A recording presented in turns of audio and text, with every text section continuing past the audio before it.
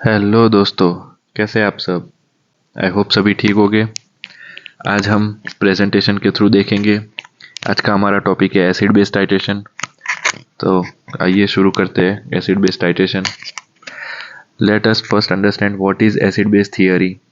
ये सब आपने अपने केमिस्ट्री में 11th-12th में आपने पढ़े होंगे। Erroneous theory, ब्रोंस्टेड-लोरी theory, Lewis theory.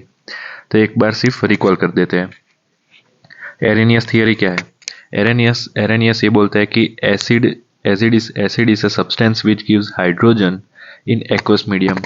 ये हाइड्रोजन डोनेट करता है, वो एसिड होता है। और जो हाइड्रोक्साइड OH माइनस आयन जो डोनेट करता है उसे हम बेस कहते हैं। ये थियरी एरेनियस ने दी थी।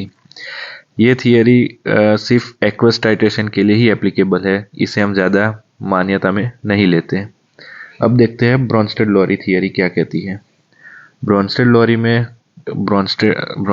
कहते हैं कि एसिड जो प्रोटॉन डोनेट करता है और बेस वो है जो प्रोटॉन एक्सेप्ट करता है। अब तीसरा है हमारा लुईस थियरी। लुईस ये कहते हैं कि एसिड जो इलेक्ट्रॉन पेयर एक्सेप्ट करता है और बेस वो सब्सटेंस है जो इलेक्ट्रॉन पेयर डोनेट करता है। ये सभी इंटरकनेक्टेड ही है एक दूसरे से। थोड़ा थोड़ा ही फर्क है, इसमें हाइड्रोजन आयन बोला है, इसमें हाइड्रोक्सी आयन बोला है। एरेनियस में ब्रोंस्टेड-लोरी बोलते हैं प्रोटॉन डोनेट करता है और एक्सेप्ट करता है, और लुईस कहते हैं कि इलेक्ट्रॉन पेयर एक्सेप्ट और डोनेट करता है। तो ये आपका बेस थोड़ा रिकॉल हो गया होगा। इस थियरी का हमें कोई ऐसे काम है नहीं, पर सिर्फ हमने देखा है। अब थोड़े बहुत एग्जांपल देख लेते हैं वीक एसिड, स्ट्रॉन्ग एसिड और वीक बेस, स्ट्रॉन्ग बेस के। तो सबसे कॉमन एग्जांपल है स्ट्रॉन्ग एसिड का HCl और H2SO4, हाइड्रोक्लोरिक एसिड और सल्फ्यूरिक एसिड। और दूसरा है हमारा तीसरा नाइट्रिक एसिड। ये मोस्ट कॉमन यूज होते हैं टाइट्रेशन में। वीक एसिड के एग्जांपल है acetic acid, hydrofluoric acid HF, oxalic acid COOH twice. फिर हम स्ट्रॉन्ग बेस के एग्जांपल देख लेते हैं। आप बहुत common sodium hydroxide, potassium hydroxide और लिथियम हाइड्रोक्साइड। और वीक बेस अमोनिया NH3। तो हम शुरू करते हैं एसिड बेस टाइट्रेशन से।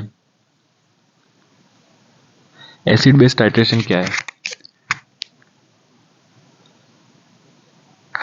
एसिड बेस टाइट्रेशन सिंपल एक न्यूट्रलाइजेशन टाइट्रेशन भी कहते हैं हम उसको। क्यों न्यूट्रलाइजेशन टाइट्रेशन कहते हैं, क्योंकि इसमें न्यूट्रलाइजेशन रिएक्शन होता है एसिड और बेस के बीच में।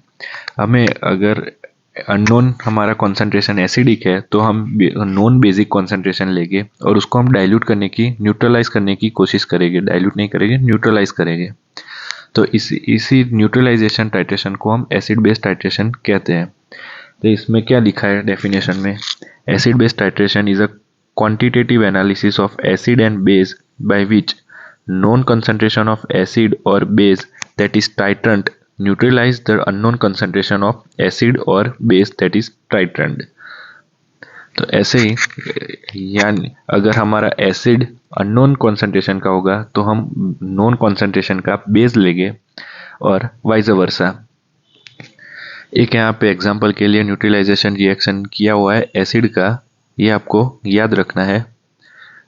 याद नहीं रखेंगे तो भी चलेगा, इसको सिर्फ एग्जांपल की तरफ से आप एग्जांपल की तौर आप लिख सकते हो एग्जाम में। यहाँ पे HA कोई एसिड है, उसको हमने वाटर में डाइल्यूट किया तो H3O प्लस हमारा निकला, और उसको जब OH के साथ रिएक्ट होगा तो वाटर बन जाएगा। इस पैराग्राफ में वही लिखा है कि ये वाटर फॉर्मिंग रिएक्शन भी कहते हैं इसको। It is based on neutralization reaction between acid and base that form water by combination of H3O plus ion, therefore known as water forming reaction। ये पैराग्राफ थोड़ा आपके लिए एडवांस हो जाएगा, आप इसी को याद रखिए, पहले वाले पैराग्राफ को ही याद रखें। अब एसिड बेस टाइट्रेशन में दो इम्पोर्टेंट टर्म है, एसिडिमेट्री और अल्काइलिमेट्री। तो एसिडिमेट्री क्या है, तो अगर जब भी हमारा टाइट्रेशन में अननोन कॉन्सेंट्रेशन बेसिक होता है तो हम स्टैंडर्ड सॉल्यूशन यानी कि जो हमारा नॉन सॉल्यूशन है उसे हम एसिडिक लेते हैं। तो इस रिएक्शन को हम एसिडिमेट्री कहते हैं। और उसका बिल्कुल उल्टा अल्कालीमेट्री है जब हम एसिडिक सॉल्यूशन का एस्टिमेशन करते हैं, यानी हमारा अननोन सॉल्यूशन एसिडिक है तो हम उसमें नॉन बेसिक बेसिक यानी अल्कलाइन सॉल्यूशन लेते हैं, तो उसे हम अल्कालीमेट्री रिएक्शन कहते हैं। आई होप आप समझ गए होगे एसिडिमेट्री और अल्कालीमेट्री क्या है। अब हम आते हैं types of titration and neutralization curve पे। देखो, न्यूट्रलाइजेशन को हम कैसे देख सकते हैं कि change in hydrogen ion concentration during the course of appropriate titration. Hydrogen ion के कंसंट्रेशन को चेंज को हम न्यूट्रलाइजेशन कहते हैं। तो इक्विवेलेंस पॉइंट क्या है? जैसे हमने देखा पहले, हमारे पहले वीडियो में देखा था टर्मिनोलॉजी में, इक्विवेलेंस पॉइंट यानी कि जब भी number of moles of acid और number of moles of base जब इक्वल हो जाते हैं तब हम उसको इक्विवेलेंस पॉइंट कहते हैं। The equivalence point of acid base reaction, the point at which amounts of acid and base are just sufficient to cause complete neutralization। यहाँ पे amount of acid और base यानी कि number of moles of acid and number of moles of base। तो pH of solution at equivalence point is dependent on strength of acid and strength of base used in titration। ये point आपको हम जैसे आगे ये चारों types of titration हम देखेंगे तब आपको बेहतर समझ में आएगा। तो देखते हैं पहला कौन सा है। तो पहला हम दोनों ही स्ट्रॉन्ग लेते हैं, for strong acid strong base. फिर हम दूसरा है हमारा वीक एसिड और स्ट्रॉन्ग बेस, तीसरा स्ट्रॉन्ग एसिड वीक बेस, और चौथा हमारा हो जाएगा स्ट्रॉन्ग बेस स्ट्रॉन्ग एसिड। दोनों ही स्ट्रॉन्ग लेंगे हम। देखो यही लिखा है, strong acid strong base, weak acid strong base, strong acid weak base और वीक बेस वीक एसिड। तब हम सभी टर्न बाय टर्न हम सभी देखते हैं कि कौन से में क्या होता है। पहले हम देखते हैं strong acid with strong base, strong acid with strong base.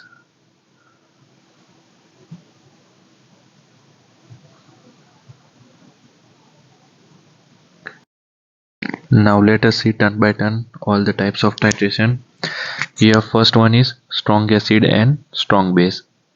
तो इसमें क्या होगा, हम दोनों ही टाइट्रंट और टाइट्रंड दोनों को ही स्ट्रॉन्ग लेंगे। स्ट्रॉन्ग एसिड में हम HCl लेंगे, हाइड्रोक्लोरिक एसिड, और स्ट्रॉन्ग बेस में NaOH। एग्जाम्पल की तरफ से तौर से हम ये लेते हैं। तो इसका अगर ग्राफ प्लॉट करें हम, तो आप सोचो कि कहाँ पे न्यूट्रलाइजेशन होगा, इक्विवेलेंस पॉइंट कहाँ पे आएगा। तो देखो यहाँ पे दोनों ही स्ट्रॉन्ग है, दोनों ही कंटेंटेंट हमारे स्ट्रॉन्ग है, तो न्यूट्रलाइजेशन बिल्कुल बीच में आएगा, यानी कि pH 7 पे ही हमारा न्यूट्रलाइजेशन हो जाएगा।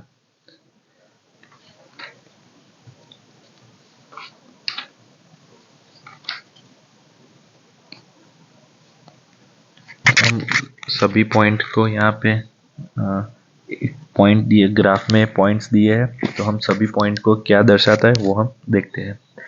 देखो पॉइंट 1 क्या कहता है कि हमने NaOH अभी सोडियम हाइड्रोक्साइड अभी डाला नहीं है सॉल्यूशन में, सिर्फ हमारे सॉल्यूशन में HCl ही है पहला, तो उसका pH एकदम एसिडिक होगा, यानी कि स्ट्रॉन्ग pH जोन में होगा, वो 0 से 2 या 3 के बीच में होगा। तो पॉइंट 1 हमें कहता है कि जब तक NaOH हमने नहीं डाला, इसीलिए हमारा pH वैल्यू एसिडिक जोन में होगी। फिर जैसे ही हम थोड़ा NaOH ड्रॉप बाय ड्रॉप डालते हैं तो उसकी pH वैल्यू धीरे धीरे बढ़नी चालू हो जाती है।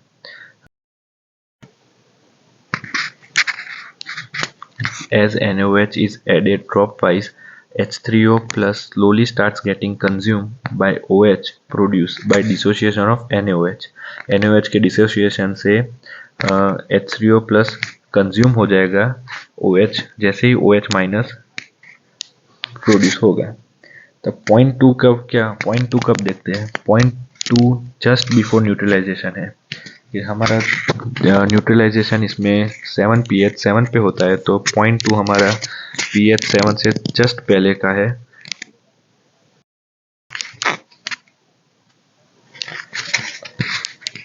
Now we are seeing point 3। Point 3 क्या बोलता है कि पॉइंट 3 एक इक्विवेलेंस पॉइंट है जहाँ पे number of moles of NaOH and moles of HCl same हो जाएंगे। This is an equivalence point, ये याद रखना, पॉइंट 3 इक्विवेलेंस पॉइंट है। और इस पॉइंट में H3O plus ions are completely neutralized by OH minus ion. जितने भी H3O प्लस यानी कि जितने भी हमारे एसिडिक आयन और बेसिक आयन है वो दोनों ही न्यूट्रलाइज हो जाएंगे। तो और इस पॉइंट पे हमारा pH, क्योंकि दोनों ही स्ट्रॉन्ग है तो pH हमारा 7 हो जाएगा। ये इसकी इक्वेशन दी हुई है इक्विवेलेंस पॉइंट की। HCl और NaOH कंबाइंड हो गए इक्विवेलेंस पॉइंट में NaCl और H2O फॉर्म कर देंगे। NaCl क्या हो जाएगा? सॉल्ट हो जाएगा, यानी strong acid plus strong base gives salt plus water. ये हम बेसिक रिएक्शन है, हमने पहले देखी हुई है। Now we are seeing point 4। Point 4 में क्या है कि जैसे ही हमारा, अब विजुअलाइज करो कि जैसे ही हमने हमारा इक्विवेलेंस पॉइंट हो गया, न्यूट्रल हो गया रिएक्शन, और उसमें ज़्यादा बेस डालेंगे तो NaOH थोड़ा स्ट्रॉन्ग बेस है, जैसे ही हम NaOH डालेंगे और भी तो pH धीरे धीरे बढ़ना चालू ही रहेगा। तो on addition of NaOH continuous pH starts becoming basic because HCl has been completely neutralized। यानी कि HCl complete न्यूट्रलाइज हो गया है तो pH थोड़ा बढ़ना चालू ही रहेगा। After this NaOH reacts with indicator and produce color, that is end point। उसके बाद इंडिकेटर तो हमने डाला, टाइट्रेशन में इंडिकेटर हम डालते ही है पहले, तो NaOH इंडिकेटर से रिएक्ट करेगा और कलर चेंज दे देगा। थियरीज ऑफ इंडिकेटर भी इम्पोर्टेंट है, 2 थियरी है, वो हम लास्ट में देखते हैं। यूनिवर्सल इंडिकेटर क्या है वो भी हम लास्ट में देख लेंगे आज। तो अब हम चलते हैं हमारे दूसरे टाइप पे। दूसरे टाइप पे हम लेंगे वीक एसिड और स्ट्रॉन्ग बेस को।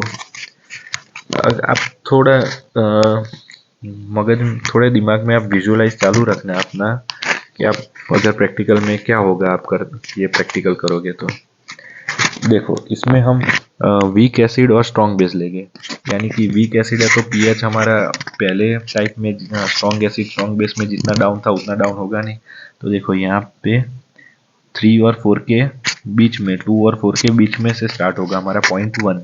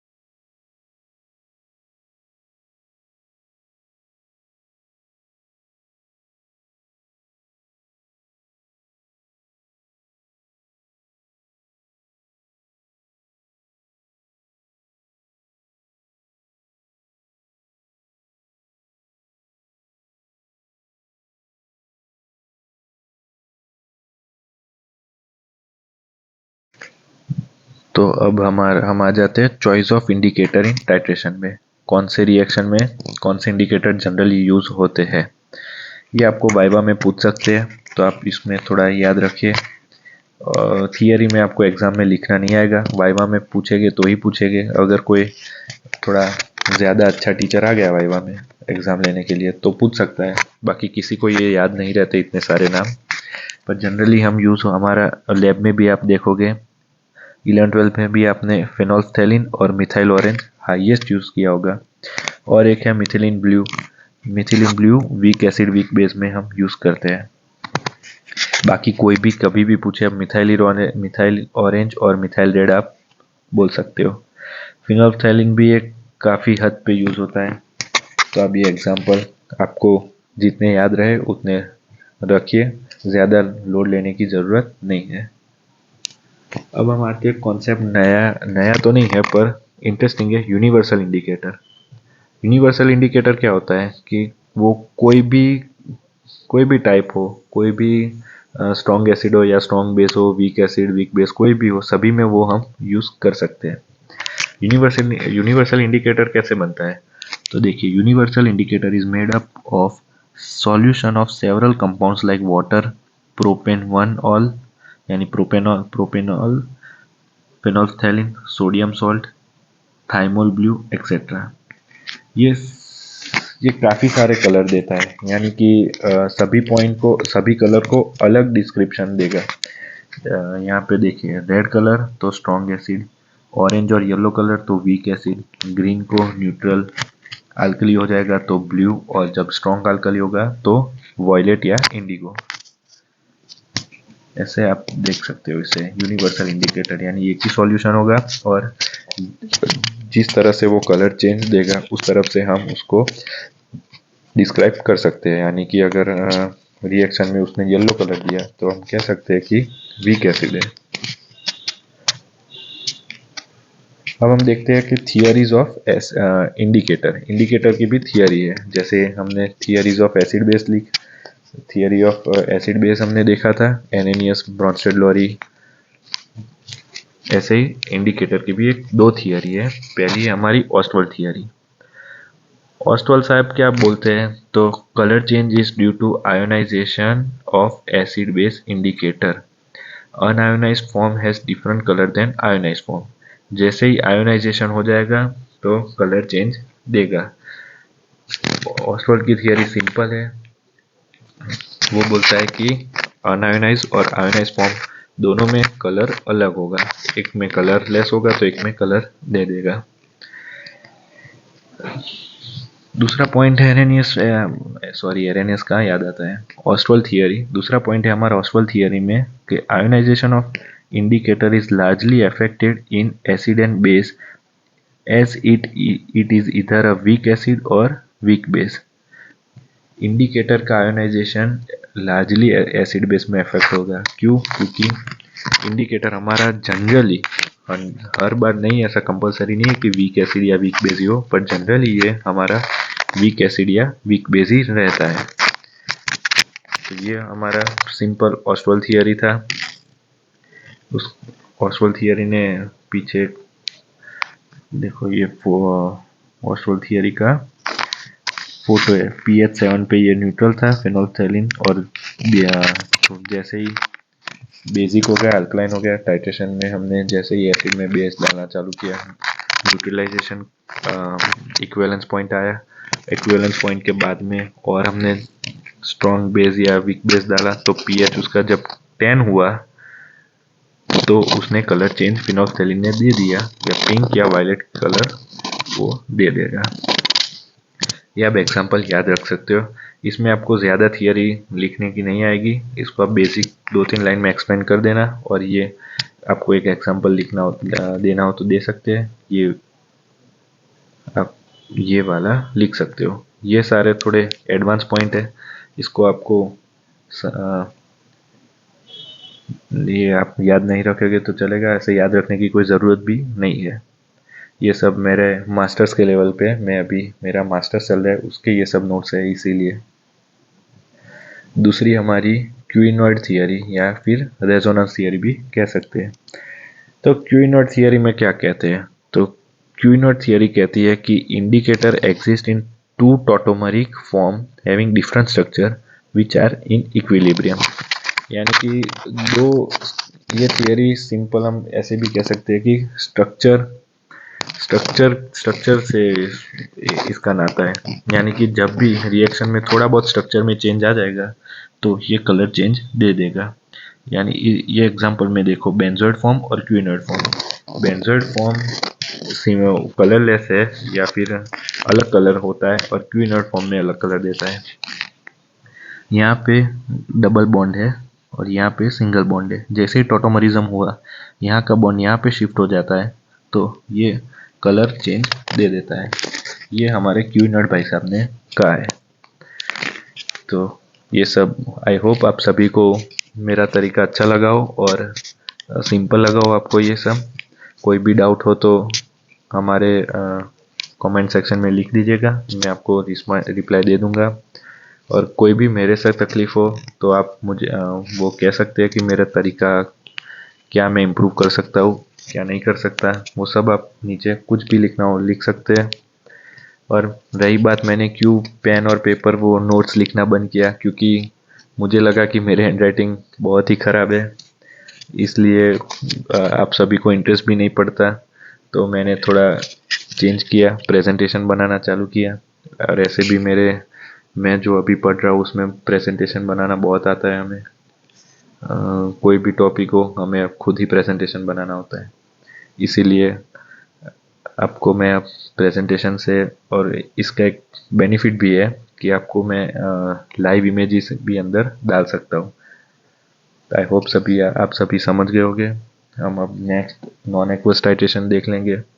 तो मिलते हैं हम नेक्स्ट वीडियो में। Thank you.